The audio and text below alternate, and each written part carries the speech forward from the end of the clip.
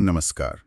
आज हम एक बहुत ही दिलचस्प विषय पर बात करने वाले हैं, सांख्य दर्शन। जी बिल्कुल, ये भारत के प्राचीन दर्शनों में से एक है और काफी तर्क पर आधारित है। हाँ, और हमारे पास जो भी जानकारी है उसके आधार पर हम कोशिश करेंगे कि इसके जो मूल सिद्धांत हैं उन्हें समझें।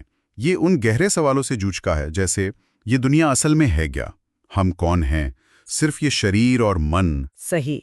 और आत्मा, मोक्ष, ये सब बातें। हाँ, सांख्य इन पर एक अलग ही नजरिया देता है। और इसकी शुरुआत की कपिल मुनि ने, है ना? सुना है वो बड़े तर्कवादी थे। हाँ बिल्कुल, कपिल मुनि की खास बात यही थी कि उन्होंने तर्क और प्रत्यक्ष अनुभव पर बहुत जोर दिया। कोई देवी देवता या पूजा पाठ की बात नहीं की। अच्छा। हाँ, उन्होंने सीधे कहा कि देखो, ये जो पूरा संसार है, इसके मूल में बस दो ही चीजें हैं, प्रकृति और पुरुष। प्रकृति और पुरुष, ये द्वैतवाद मतलब दो मूल तत्व, ये थोड़ा समझाएंगी?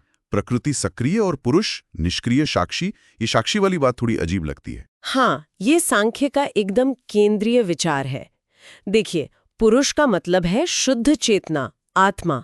वो कुछ करती नहीं, बस देखती है, एकदम निष्क्रिय। ठीक है। और प्रकृति है वो मूल शक्ति या पदार्थ जिससे सब कुछ बना है, हमारा शरीर, हमारा मन, बुद्धि, हमारी भावनाएं, सब कुछ।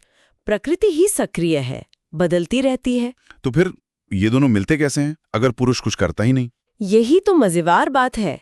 सांख्य कहता है कि वो वास्तव में मिलते नहीं हैं, बस पुरुष की मौजूदगी से, उसके सानिध्य से प्रकृति में हलचल शुरू हो जाती है। अच्छा, जैसे चुंबक खुद नहीं हिलता पर लोहे को खींच लेता है, बस कुछ वैसा ही। पुरुष की चेतना के प्रकाश में प्रकृति ये सारा खेल रचती है।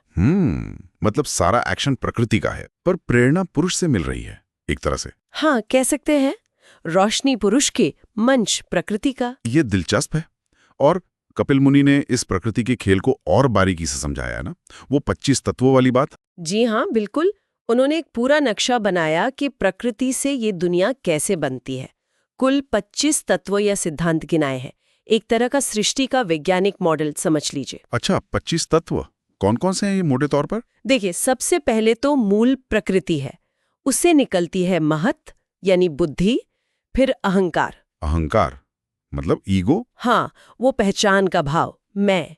फिर अहंकार से मनस यानी मन, और फिर 5 ज्ञानेंद्रियां, आंख, कान वगैरह, जानने के साधन। बिल्कुल। और 5 कर्मेंद्रियां, हाथ, पैर आदि, कर्म करने के साधन। फिर 5 तन्मात्राएं आती हैं, ये सूक्ष्म तत्व हैं, जैसे शब्द, स्पर्श, रूप। अच्छा, सूक्ष्म। हाँ, और इन सूक्ष्म तत्वों से बनते हैं 5 महाभूत, पृथ्वी, जल, अग्नि, वायु, आकाश। ये स्थूल तत्व है। तो ये कितने हो गए? प्रकृति, महत, अहंकार, मन, 10 इंद्रियां, 5 तन्मात्राएं, 5 महाभूत, ये तो 24 हुए। सही गिना। ये 24 तत्व प्रकृति के ही अलग अलग रूप है, और 25वां तत्व है पुरुष, वो चेतना जो इन सब से अलग है, बस साक्षी है। समझ गया। तो ये पूरा एक क्रमिक विकास है, सूक्ष्म से स्थूल की तरफ, और ये सब प्रकृति के दायरे में सिवाय पुरुष के। एकदम सही। ये दिखाता है कि सांख्य ने कितने व्यवस्थित, कितने तार्किक ढंग से दुनिया को समझने की कोशिश की। ठीक है, ये प्रकृति और पुरुष का भेद तो समझ आया, पर इसका मकसद क्या है?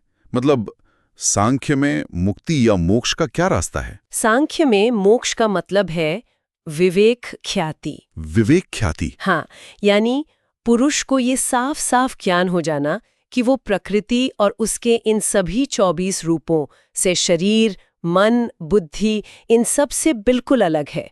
वो सिर्फ एक देखने वाला, एक साक्षी है। तो जब पुरुष खुद को सिर्फ साक्षी समझ लेता है, तभी वो मुक्त हो जाता है? जी हाँ, जब उसे ये बोध हो जाता है कि मैं ये शरीर नहीं हूँ, मैं ये मन नहीं हूँ, मैं तो सिर्फ शुद्ध चैतन्य हूँ, तो वो प्रकृति के सुख दुख के बंधन से छूट जाता है। मतलब मुक्ति सिर्फ एक समझ है, एक ज्ञान, कोई पूजा पाठ, कोई कर्मकांड नहीं। बिल्कुल नहीं।